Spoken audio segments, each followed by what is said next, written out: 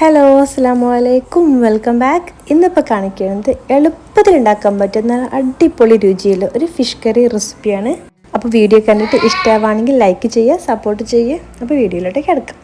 വെളിച്ചെണ്ണയിലാണ് ഞാൻ ഈ കറി ഉണ്ടാക്കിയെടുക്കുന്നത്. അപ്പോൾ ആദ്യം തന്നെ 2 ടേബിൾ സ്പൂൺ വെളിച്ചെണ്ണ ചേർത്ത് കൊടുത്തിട്ട് അതിലോട്ട് ഞാൻ 1 ടീസ്പൂണോളം പെരിയ ജീരകം, അതായത് വലിയ ജീരകം, 1 ടീസ്പൂൺ ഉലുവയും ചേർത്ത് ഒന്ന് മൂപ്പിച്ചെടുത്തതിന് ശേഷം അതിലോട്ട് ഒരു 1/4 കപ്പോളം ചെറിയ ഉള്ളി ചേർത്ത് അത് ഒരു ബ്രൗൺ കളറാണ് വരെ ഒന്ന് വഴറ്റി കൊടുക്കുന്നുണ്ട്. എന്നിട്ട് അതിന് ശേഷം അതിലോട്ട് 1 ടേബിൾ സ്പൂണോളം ഇഞ്ചിയും വെളുത്തുള്ളിയും ഒന്ന് കുത്തി ചതച്ച് ചേർത്ത് കൊടുത്ത് അതിൻ്റെ പച്ചമണം ഒന്ന് മാറിയതിന് ശേഷം അതിലോട്ട് നമ്മുടെ എരിവിനനുസരിച്ച് നമുക്ക് പച്ചമുളക് ചേർക്കാം കേട്ടോ.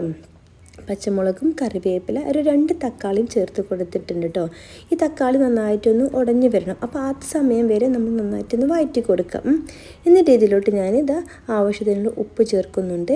1 ടീസ്പൂൺ മഞ്ഞൾപ്പൊടിയും 1 ടേബിൾ സ്പൂൺ മുളക് പൊടിയും ചേർക്കുന്നുണ്ട് കേട്ടോ. അപ്പോൾ നിങ്ങളുടെ എരിവ് അനുസരിച്ച് മുളക് പൊടി ചേർത്തോളൂ. ഇപ്പം നിങ്ങൾക്ക് കാശ്മീരിയ ചില്ലിയാണ് ആവശ്യമിച്ചാൽ അതും ചേർത്താൽ കുഴപ്പമില്ല. എന്നിട്ട് ഇതിലോട്ട് ഞാൻ 1 ടീസ്പൂണോളം മല്ലിപ്പൊടിയും ചേർത്ത് കൊടുത്തിട്ടുണ്ട് കേട്ടോ. ഇനി ഈ പൊടികളുടെ ആ പച്ച സ്മെല്ലാം പോകുന്നത് വരെ ഒന്ന് വഴറ്റി കൊടുക്കുക. അപ്പോൾ നമ്മുടെ മസാല എല്ലാം നന്നായിട്ട് സെറ്റായി വന്നിട്ടുണ്ട്. ഇനി ഇതിലോട്ട് ഞാൻ പുളി ചേർക്കുന്നുണ്ട്. വാളൻ പുളിയാണ് ചേർത്തിട്ടുള്ളത്. അപ്പം ഈ വാളൻ പുളിക്ക് പകരം നമുക്ക് കുടംപുളി ചേർത്താലും നല്ല ടേസ്റ്റ് ആയിരിക്കും കറി. ഞാനിവിടെ 1/4 കപ്പോളം വാളൻപുളി ആണ് ചേർത്തിട്ടുള്ളത്. നല്ല കുറുക്കിയിട്ടാണ് എടുത്തിട്ടുള്ളത്.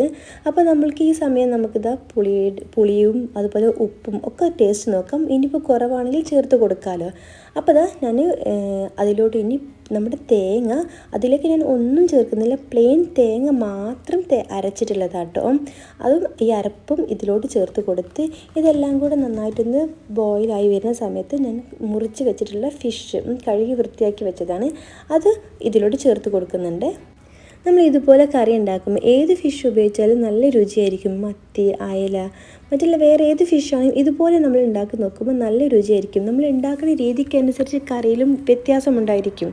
അപ്പം നിങ്ങൾ എന്താണ് ഇതുപോലെ ഒന്ന് ട്രൈ ചെയ്ത് നോക്കുക, എന്താണെങ്കിലും ഇഷ്ടമായിരിക്കും. അപ്പോൾ ഞാൻ മീനെല്ലാം ഇട്ടതിന് ശേഷം ഒന്ന് മെല്ലെ ഒന്ന് ഇളക്കി കൊടുക്കുന്നുണ്ട്. ഒത്തിരി സ്ട്രോങ്ങിൽ ഇളക്കി കൊടുത്താൽ മീനെല്ലാം ഇളകി പോകും.